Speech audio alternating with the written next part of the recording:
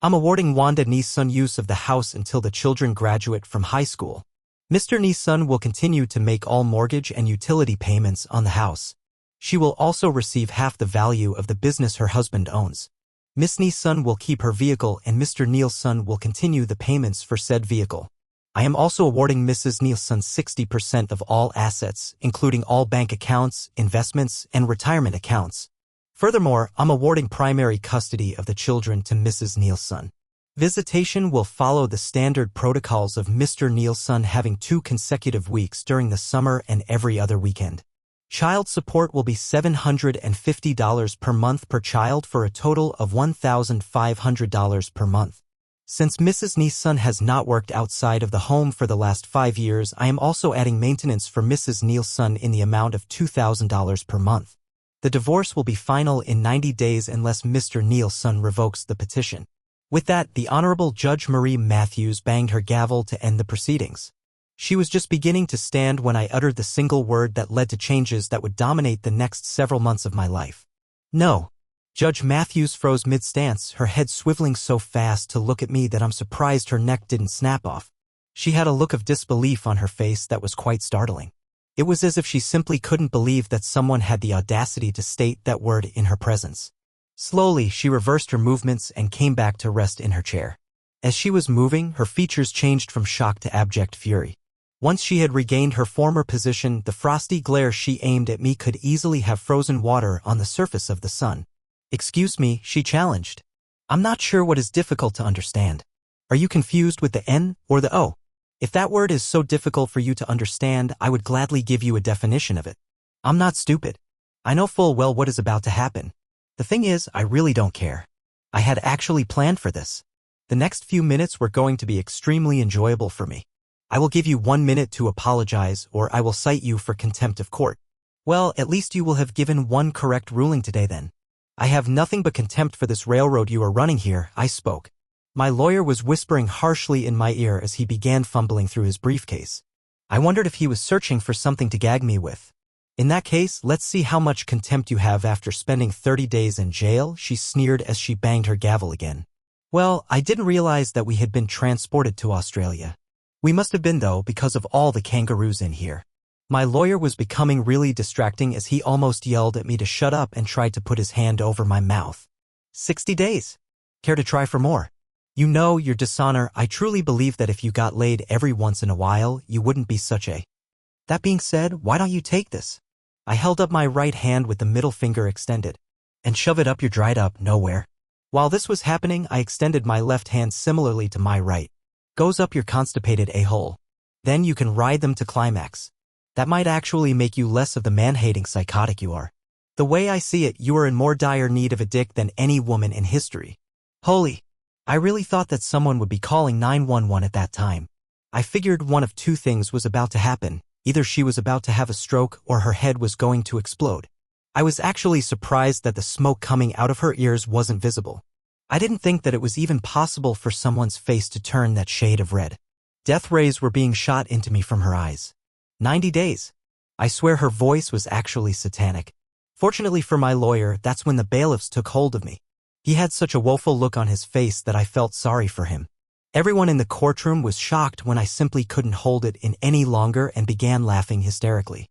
That probably explains the visits by the psychologists I had in lockup over the next couple of weeks.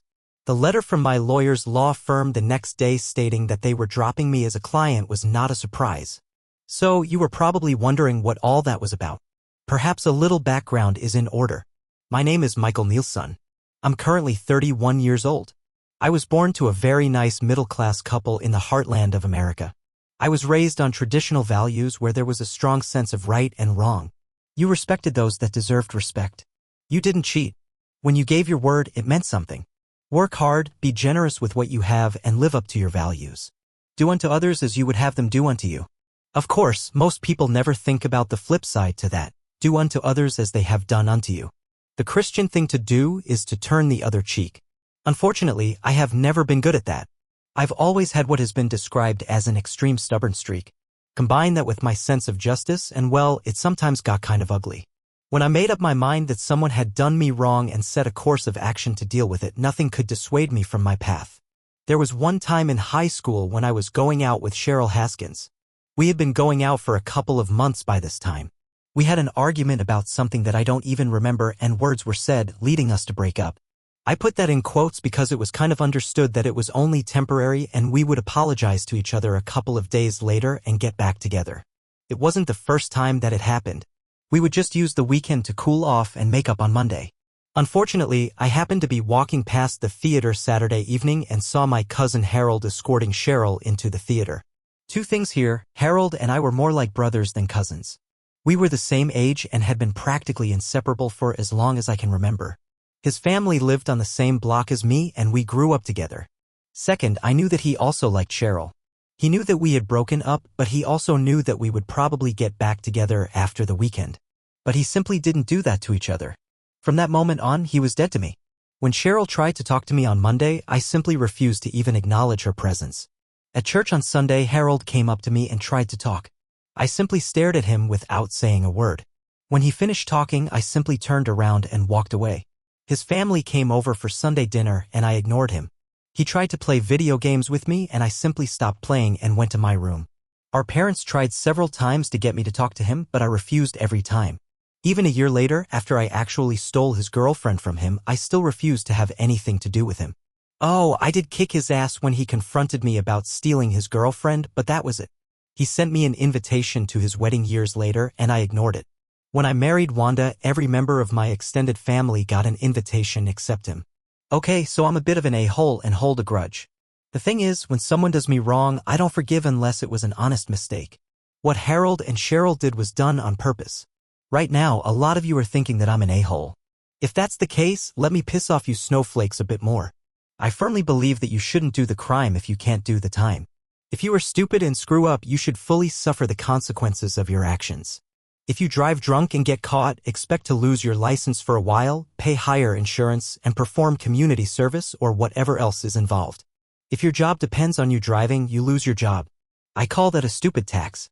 If a girl chooses to spread her legs without protection and ends up pregnant at 18 years old, her stupid tax is being called mommy for the next 18 years. If a guy chooses to bump bellies with his prom date and knocks her up, he should be required to man up and take care of the kid he was half responsible for creating. Choices have consequences. It's called personal responsibility. I refuse to have to pay for someone else's idiocy. So I worked hard through high school and got pretty good grades. I got some nice scholarships and went to college.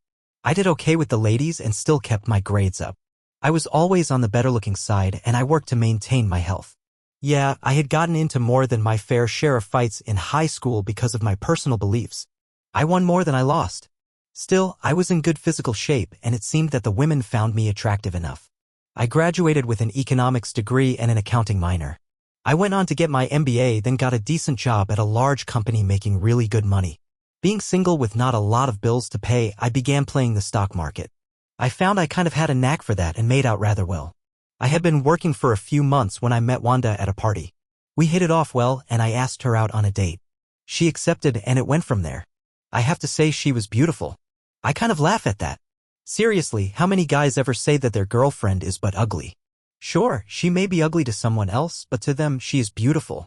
Anyway, I can say that Wanda is beautiful because she always attracts stares whenever we are out, and every one of my friends has commented on how they will try to move in if we ever break up.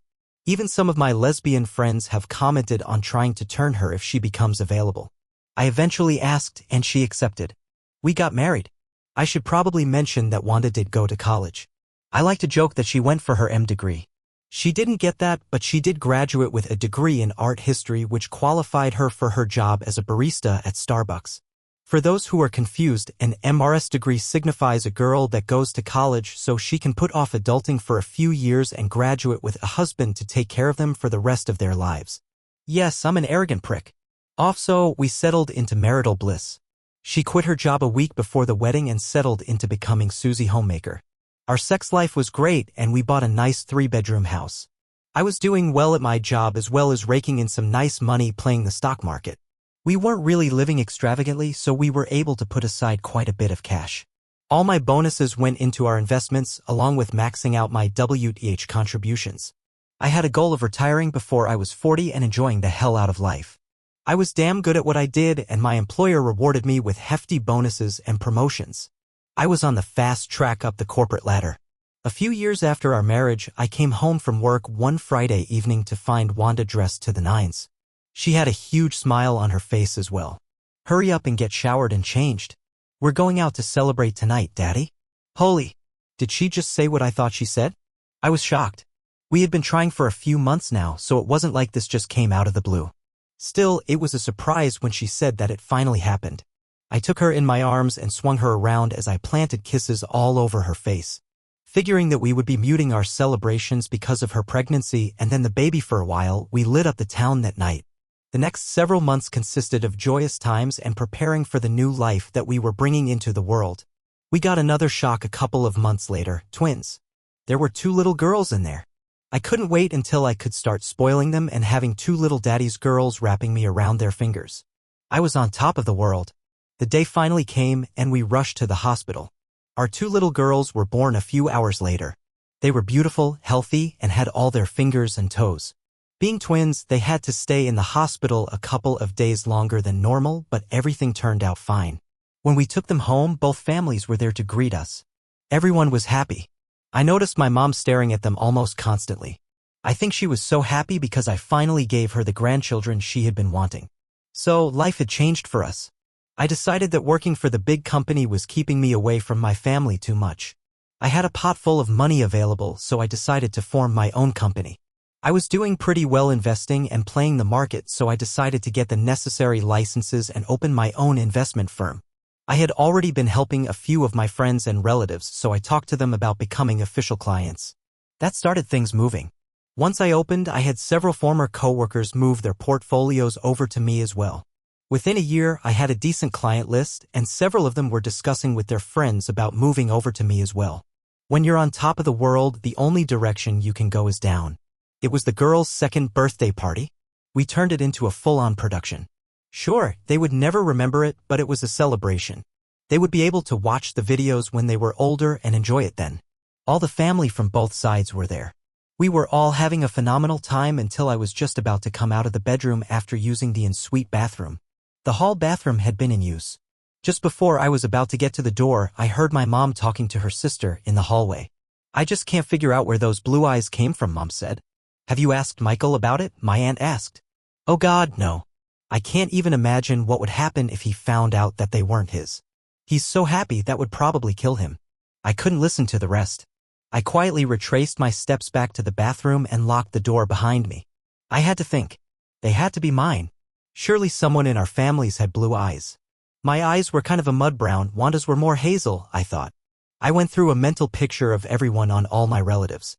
The only one I could think of that didn't have brown eyes was my cousin Mary. Her eyes were green, but that came from her father's side and he wasn't a blood relative. I then began thinking about Wanda's family. I couldn't think of anyone on her side with blue eyes. After a while, I figured that I needed to calm down and rejoin the festivities before I was missed for too long. I somehow managed to fight down my feelings, put on a happy face, and returned to the party. It was hell for the rest of the day.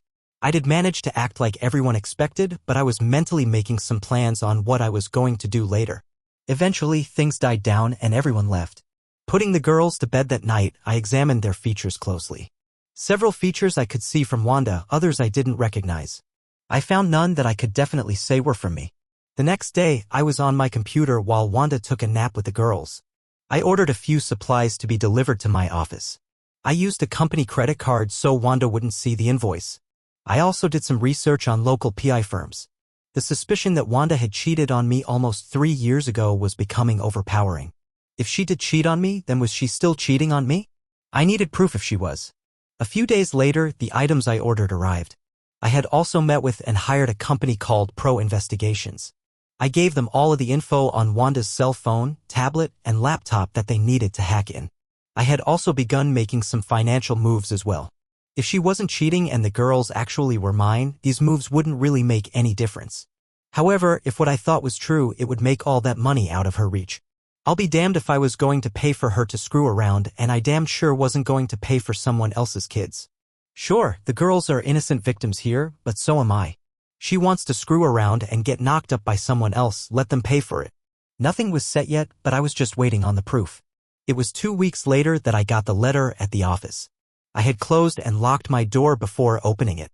I cried for an hour when I found out that they were not mine. Deep down, I had already known that, but I had been hoping that I was wrong. My PI met with me the next day and gave me all the proof he had gotten. Her personal trainer at the gym was blonde-haired and blue-eyed. She was still seeing him a couple of days a week. She even took the girls to his apartment with her so he could interact with his daughters. Yeah, the audio confirmed that they both knew who the real sperm donor was. I had an appointment with a divorce lawyer the next afternoon. I'm not stupid. I already figured that the law was going to tie me to a table and drill my bottom without the benefit of lube. He gave me his advice and I soundly rejected it. He explained how the law worked. I explained how I worked. He told me that it wasn't about being fair, it was about taking care of the kids. I agreed. She and her lover could take care of the kids without me or my money. I gave him my requirements and left. I think he was beginning to think that he probably should have rejected me as a client then. Little did he know. I had told him to prepare the documents but hold them until I called and let him know I was ready to file. I may have given him the mistaken impression that I was going to try and work things out. Okay, I lied through my teeth about that. It took 2 months. Everything was completed and she hadn't even gotten the slightest whiff of a problem. Thank God for that drama class I took as my art elective during my junior year. I had finally gotten to the point where I had, at least on paper, 0 net income and 0 assets. Well, except the house and a beat-up Chevy pickup. The house still had a heavy mortgage on it. We had refinanced and took out the equity for some upgrades, so selling it probably wouldn't even cover the brokerage fees. My Lexus was actually owned by the company, not me personally. I had about $10,000 in cash hidden away to live on for the next couple of months. Wanda was really surprised when my cousin Howard and his wife Cheryl showed up that weekend. I explained that Howard and Cheryl had come to see me in my office a couple of weeks ago. After some serious discussions, they acknowledged that what they had done was wrong. They sincerely apologized and I decided that it was time to let things go. Goddamn, you people are so gullible. Yes, we made up. It is absolutely true that Howard and Cheryl did come and see me in my office last week. Yes, they did apologize again. That is all very much true. I'm an honest man. I seriously am not lying about any of that. I actually did forgive them and welcome them back into my life. I may have neglected a couple of irrelevant facts, though. Coincidences, really. Cheryl's family has several members that are, well, let's just say not above bending a few minor laws. Several of them are also quite large and have no compulsion against becoming involved in the occasional barroom brawl. Although I put absolutely no stock in rumors, it has been mentioned on more than a few occasions that 4 or 5 of them may possibly be enforcers for one of the local shadier groups of businessmen. Of course, that's just speculation by gossips who just don't like them. Even though this is completely irrelevant to the story, a couple of days before Howard and Cheryl came over to visit, there was a story on the news about a personal trainer at one of the local gyms who was mugged shortly after leaving work. He apparently was foolish enough to attempt to fight it out with the 5 muggers.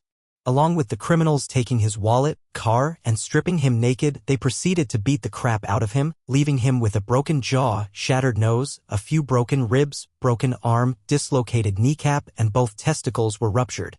He will be in the hospital for a couple of weeks at least. The police really should do something about the crime in this town. Unfortunately, there are no suspects since all the attackers wore dark clothes, gloves, and ski masks. The doctors did state that the blonde-haired, blue-eyed victim would likely make a full recovery after reconstructive surgery to his face and significant physical therapy. It would be unlikely that he would be capable of engaging in sexual intercourse ever again. He would be finding out over the next couple of months that his car was taken to a chop shop and sold in pieces, his credit cards had been maxed out, his bank accounts were cleaned out, and the info in his wallet was used to steal his identity and put on the dark web. He would be fighting that for years to come. Oddly, Wanda was rather despondent and mopey for about a week or so after the mugging. My only guess is that she is also worried about the increasing crime rate in the area. I did offer to increase the security for the house for her, but that didn't seem to placate her too much. Monday morning, I called my lawyer and asked him to finish the paperwork and get it filed. I wanted her served on Friday late afternoon. He tried to talk me into some changes, but I was adamant. On Tuesday, the forms were ready for my review and signature. I met him at his office to finalize everything. He again warned me against my course of action. Thinking about it, I decided to humor him. I gave her the house.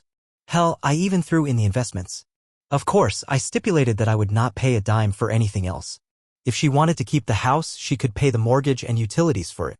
Oh, and there hadn't been a dime in the investment accounts for over a month. I had no problem giving her 100% of zero. What Wanda didn't realize was that I had been moving all my tools and equipment out of the garage. I had also been slowly moving things that I wanted to keep out of the house. Most of that was from my home office. Tools and larger stuff were being stored out on the ranch that Howard and Cheryl owned. Smaller stuff that wasn't really valuable was transferred to a small one-bedroom apartment in a complex owned by an offshore LLC. The owners of the LLC were surprisingly difficult to locate and verify. Friday morning finally came. I headed off to work as normal. I had Howard help me move my truck to the office a couple of days earlier. I dropped off my car, got into my pickup, and drove to the bank. Once at the bank, I cleaned out all the accounts, leaving $100 in checking and savings. I then went to the safety deposit box and cleaned that out as well. I drove over to the ranch and put all the cash and contents of the safety deposit box with my other possessions. I didn't want to take the chance of them finding a newly rented box at another bank and seizing it. I also didn't want anyone to trace a wire transfer either. Besides, I would probably need the cash later. You may be wondering why I was trusting Howard and Cheryl. It was rather simple, you see. The mortgage on their ranch was being held by a certain offshore LLC with rather murky ownership. Besides, even though we had our issues, he's still family. To us, you do not screw with family. The rest of the family takes things like that personally.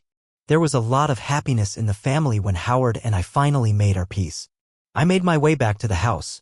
It was late morning by this time. I pulled over a couple of blocks away and checked the GPS that I had installed on Wanda's car. Sure enough, she was at the mall, as expected. I hurried home and parked in the driveway. I had packed up the rest of my clothes and belongings over the past couple of days and set them in the garage. Tossing the few boxes in the truck, I went inside and grabbed the rest of my clothes from the closet and dresser. I didn't even bother packing them up. I just grabbed them by the armload, hangers and all. It only took a couple of trips to toss them all inside the cab of the truck. I didn't even bother closing the garage door or even the front door. My cell phone rang as I was leaving the house. It was Wanda. My guess is that her cards didn't work when she tried to check out with her purchases. I took one last look at the GPS signal and saw that it was moving in this direction. I just laughed, tossed my phone onto the table, and walked out the door. Minutes later, I was several blocks away. I arrived at my new apartment and transferred everything from my truck into the appropriate rooms. 3 beers later, and everything was put away. I had just sat back in my recliner when my new cell phone rang. There were only a couple of people who had this number, and my soon-to-be ex-wife was not one of them. "Hello," I answered. "She's been served. You should have the video shortly," the voice said. "Okay, thank you," I responded before disconnecting. Sure enough, 15 minutes later, I received the video over my email. To say she was shocked would be an understatement. Unfortunately, I only had the video from her actually being served until she dropped to the floor like a sack of rocks. The man who served her checked to make sure that she wasn't actually injured, then turned and left. The video ended at that point.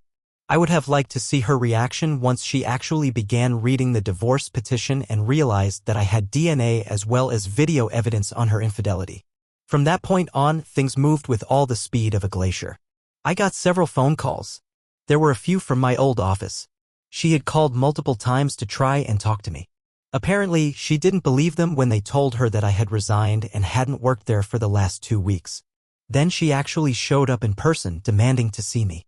That didn't turn out well for her. It took the police being called to escort her off the property to get rid of her. Howard called a couple of times. She began harassing him to try to get a hold of me. I think she figured out that him suddenly showing up was just a bit too coincidental with my suddenly divorcing her. Restraining orders for both my former company and Howard were filed before she finally had to leave them alone.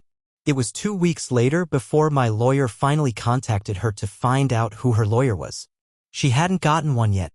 First off, she was quickly running out of money. Really, all she had was the cash in her purse and a total of $200 that I left in the bank accounts. She was starting to lean on her parents for support. I was just hanging out and relaxing. I wasn't going to start on any projects for a while because I was planning on not being available for a while. That, and I didn't want anything laying around that she could take from me. She finally did get a lawyer. Meetings were scheduled. I declined to attend and simply gave my lawyer his instructions. My position is firm, not a single penny more. I am led to understand that tempers flared at those meetings. It eventually came to arbitration. Those I had to attend. They didn't go well. Where's all the money? What money? All our money. We don't have any money. We are flat broke. In fact, I'm living in the cheapest single-bedroom apartment that I could find. Seriously, I was just because it was cheap. Since I happen to know the actual owner of the complex. All the investments, the checking, the savings, all gone. I made a really bad investment. Does investing in a cheating wife count?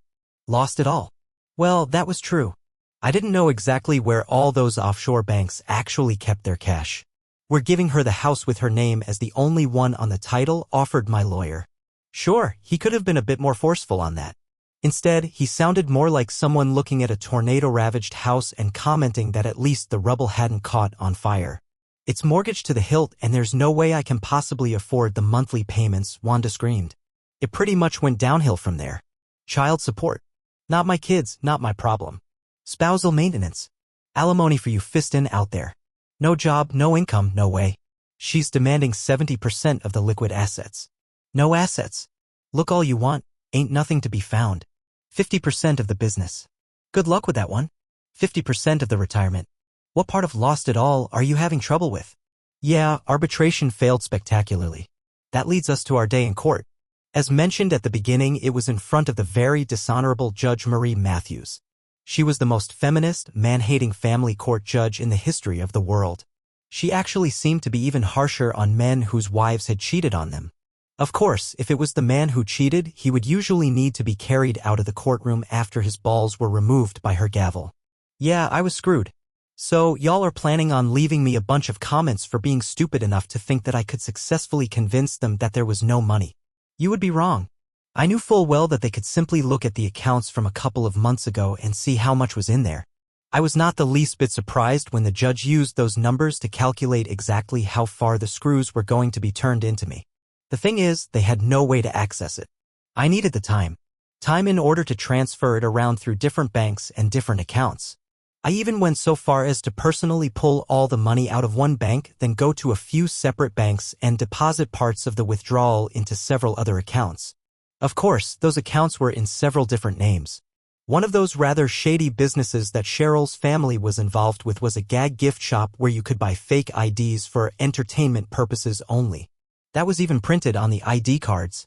I had one that even said I was Jesus Christ. I loved it when I would pull a prank. The victim would exclaim, Jesus Christ. Then I would pull out my phony ID and agree with them. The fakes were really well done, and the only way to really know they were fake was because of the entertainment statement on the front. They usually cost about $50.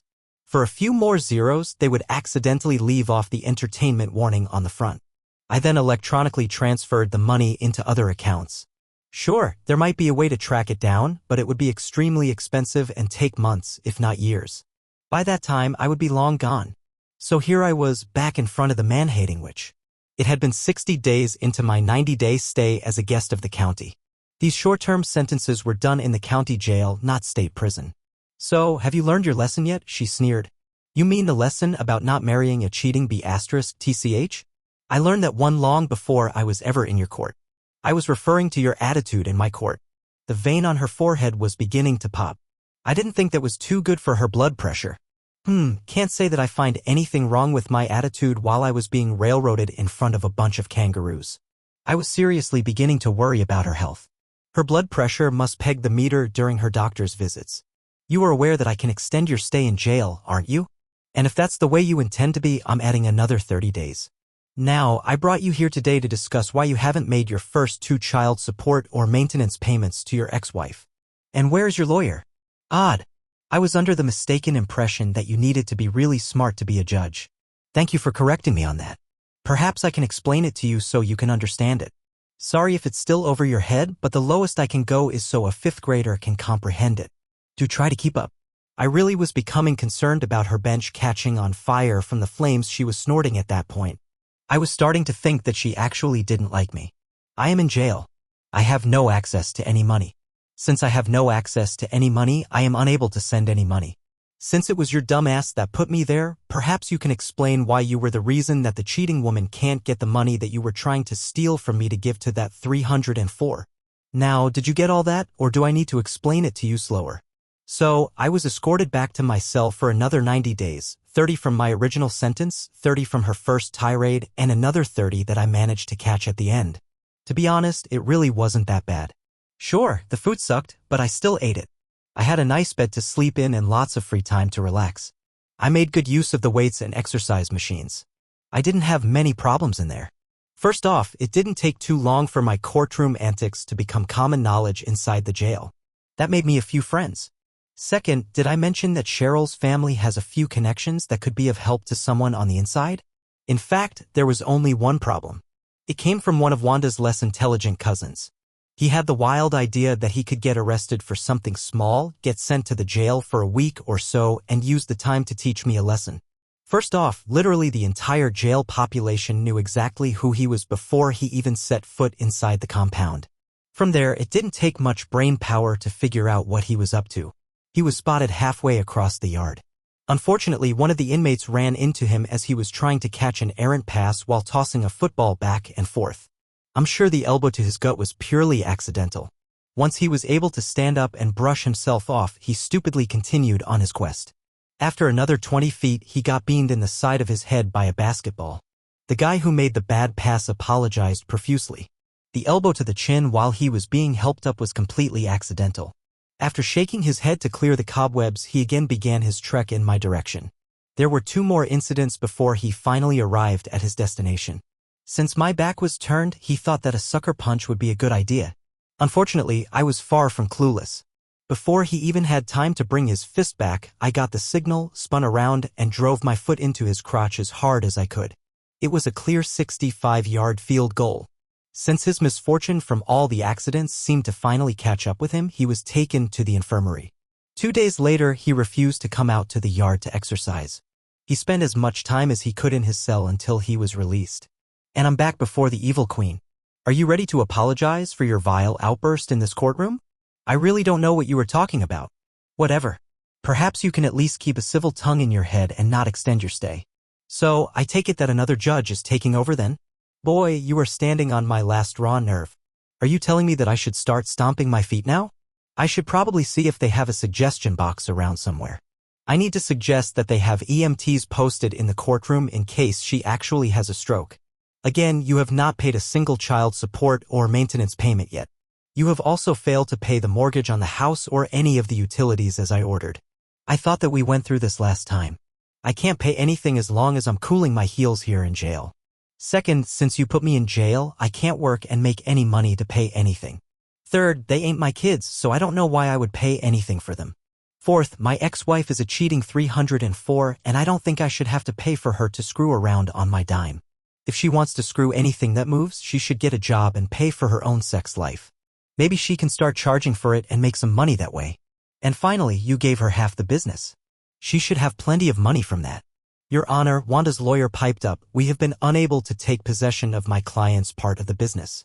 It seems that Mr. Neilson sold his company to an overseas company approximately 2 months before he filed for divorce. At this time, we haven't even been able to determine who the actual owners are in order to contact them about the court order. Suddenly, a rather attractive woman stood up and asked to approach. Your Honor, I represent the board of directors for the firm that purchased the business in question. I have a motion here to dismiss the ruling giving Mrs. Neilson any part of a business formerly owned by her ex-husband. It is highly irregular to award one party any ownership of a business that is not party to the court case in question. Since the purchase was completed prior to the divorce being filed, this company has no bearing on this case. Therefore, we reject any claim of ownership in said business by Mrs. Neilson. But what about the money from the sale? Wanda, the transfer of ownership and payments were made overseas. I am not privy to that information, but my understanding is that the money from the purchase has never entered U.S. territory and is therefore not subject to U.S. laws. I'm afraid that you will have to take any claim on that money up with your ex-husband. That may need to take place in whichever country the money is located in. What country is that? My ex-wife's lawyer asked. The original transfer of funds was in Belgium, but my understanding is that the money was transferred somewhere else shortly after the sale. I have no idea where it was transferred to, the young woman replied. Your Honor, my ex's lawyer spoke up again. My client is desperate right now. The house is going into foreclosure because the mortgage hasn't been paid in 3 months. The utilities are about to be cut off. My client's parents were able to help a bit when this first began, but it is getting to be too much for them. My client has found a job, but it is waitressing at a local diner. It doesn't pay near enough to maintain the house. Mr. Nee's-son, you have 1 week to bring all the payments up to date. Oh sure, absolutely. Here, let me bend over and just pull the cash out of my crack. Oops, there isn't any there. Sorry. Unfortunately, I am physically unable to comply. Perhaps I haven't explained it clearly enough. I am in jail. I have no access to any money that you all think that I have. I can't work because I'm in jail, so I can't get any cash that way either. You keep thinking that I have all this money laying around in my cell. Ask the guards. They check it every week. You keep ordering me to pay but don't give me the opportunity to do it, I admonished. Mr. Nee's-son, you can have your lawyer access your accounts and transfer the funds to your ex-wife. First off, as you can clearly see, I do not have a lawyer. Second, what accounts? You keep talking about these phantom accounts, but where are they? I keep trying to explain it to you that I am dead broke, but you refuse to believe that. Third, even if these phantom accounts did exist somewhere, do you seriously think that I have the access information in my head? I would need access to my financial records to get bank account and routing numbers in order to access these phantom accounts. That's all moot anyway because there are no accounts. If you believe that these accounts somehow exist, would you be so kind as to show me the account info for them? What happened to all the money from your checking account, savings account, and investments then? I told you that last time. It was a couple of very bad investments. I took a chance and got wiped out. What about the money from the sale of your company? The company was in bad shape because of those investments. I had to sell it cheap and use the payments to cover expenses. There isn't any money left over. Mr. Nee's-son, do you actually think that this court believes that hogwash? I shrugged. I really don't care if you think I'm lying. Show me the account information where I'm hiding all that money. What I think is that she stole all the money and is trying to screw me over while she is screwing her boyfriends. That doesn't even make sense, shouted her lawyer. It makes as much sense as keeping me in jail where I have no access to money than demanding that I make all of these payments you all want, I responded. Mr. Nee's-son, are you aware that I can keep you in jail until you pay? The judge asked. I just looked at her like she had just grown a third eye. Okay, I'll play along. Go ahead and keep me where I am unable to abide by your orders as you keep making demands that are simply impossible for me to accomplish. That sounds logical. 3 months later, the house had been foreclosed on. Wanda had lost her Lexus because she couldn't afford the payments. She was now living with her parents because she couldn't afford an apartment for her and the girls. She was working 30 hours a week at the diner. They were begging the judge to let me out so I could start making some sort of payments. Loverboy had been released from the hospital and was in physical therapy. He was spending hours every day trying in vain to clear up his financial situation. The only good thing was that no new credit card accounts were being opened in his name. That's because his credit rating by this point was so low that no one was willing to issue any more credit cards in his name. He only had minimal insurance coverage on his car, so he didn't get anything from that. Since he didn't work full-time at the gym, he had personal health care insurance with very high deductibles. It was going to take him years to pay off his medical bills. I had finally gotten a lawyer. She had made a deal with the judge to let me out of jail so I could get a job and begin making payments. I had to surrender my passport because they were still convinced that I had money somewhere and I was a flight risk.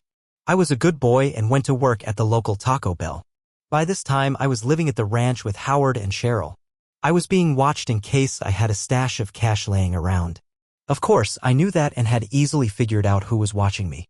They couldn't come onto the ranch property, so they had to do their surveillance from the road. Little did they know that most of the cash was already in my possession. I did that for the next 3 months. Wanda used a court order to attach my wages from my job. I didn't care. I was making minimum wage, so she didn't get much. Over that time, I was finalizing my plans. Howard had emptied out my apartment while I was in jail. He had divided up everything between my extended family. A couple of weeks earlier, several packages had been shipped from my extended family. Those packages had all been addressed to the same location. Several of Cheryl's family members had been over to visit at different times. We even had a few barbecues with them as well as most of my extended family a few times. What the surveillance didn't see was that the guests would go over to the sheds behind the house and take some packages back to their vehicles throughout the day. Over the next couple of weeks, those packages would be repackaged and shipped away. My time was spent either working or at home. I never went out. Taco Bell eventually had to get a restraining order against Wanda because she was constantly coming into the restaurant to harass me about the money I owed her. It became disruptive. Sure, they could have simply fired me, but a slip of cash to the manager changed her mind on that. When I needed to meet with my lawyer, she came over to the ranch. We had a lot of meetings. Oh, I didn't tell you about my new lawyer? Of course I did. She was representing the interests of the new owners of my former company that day in court. Once she completed that, I hired her as my lawyer. She's a real shark too. Well, I prefer to think of her as a barracuda, especially when she is skinny dipping in the pool. She's sleek, lean, and will attack suddenly when I'm sitting naked on the edge of the pool. She also has a voracious appetite. Grin. What do you mean that it is unethical for a lawyer to sleep with their client? I did say she is a lawyer, right? An ethical lawyer? You're kidding, right? Lawyers believe scruples are what you use to pay in Russia and morals are large paintings on walls. Okay, so you are probably wondering about my money. Yes, I actually did sell my firm. No, I didn't sell it to myself. I was not going to give Wanda any chance to stumble upon any information that she could use to take any part of the firm. I was getting rid of it. Besides, I wanted the cash. Since the sale occurred overseas and the money never entered United States jurisdiction, it was not subject to U.S. laws. The only way that Wanda could touch it was if I brought any of the money into a U.S. bank. With the judgments against me, she could claim it. That simply was not going to happen. It was a lot of money. Added to that were my investment accounts that were in the $10 million range. Cash on hand from the safety deposit box, checking and savings accounts, and my safes with cash in them equaled around $200,000. Some of the cash I had used for my plans, but I still had around $150,000 on hand. I wasn't going to be taking any of the cash with me. So, it was a beautiful Saturday afternoon. We were having another barbecue with the extended family. All the preparations were complete and everything was set. The party was a lot of fun. I helped Howard with the grill and smoker. Julia, my lawyer, was there as well. Later in the afternoon, one of Cheryl's uncles walked up to me. He expressed his gratitude for me helping Cheryl and Howard out and was glad that we had finally reconnected. We talked for a bit and he pulled an envelope out and handed it to me. I passed it over to Julia so she could put it in her briefcase. Later in the evening, I made an announcement. I announced that the lien holder for the ranch had declared that the mortgage for the ranch had been paid off and that Howard and Cheryl now owned the ranch free and clear. That caused a huge celebration. We partied our asses off that night. It was late that night when the guests started to leave. Julia couldn't stay the night because she had a flight to catch the next morning. She left with a group of 6 other cars. Oddly, her flight was out of an airport in the next state. She had packed previously and had everything in her leased car when she came to the party. She never went to her rental apartment. Instead, she went straight to the airport. No one witnessed the man climbing out of the back of her car in the parking garage, and no one took notice of the man casually walking 50 feet behind her as they made their way to the international terminal. Michael Neal's son couldn't travel outside the U.S. because he had surrendered his passport to the court. Mitchell Nelson's passport never even garnered a second look. No one even gave a second look as they held hands in adjoining seats as they flew first class to Mexico City. Julia Davis suddenly disappeared there. Instead, Jamie Nelson joined Mitchell Nelson for their connecting flight to Ecuador. It was 2 days later when Greg and Samantha Cooper reached their hacienda on the Caribbean coast of Costa Rica. They were now multiple members of the Mile High Club. Oddly, an old Chevy pickup that resembled the one which disappeared from the ranch owned by Howard and Cheryl was waiting for them at the hacienda. 2 weeks after the barbecue, a bench warrant was issued for Michael Neal's son. He had failed to show up to work 2 days after the barbecue. He was fired for no show, no call. No payments to his ex-wife had been received since. When Howard and Cheryl were summoned before the court, a lawyer in a $5,000 skirt suit showed up with them.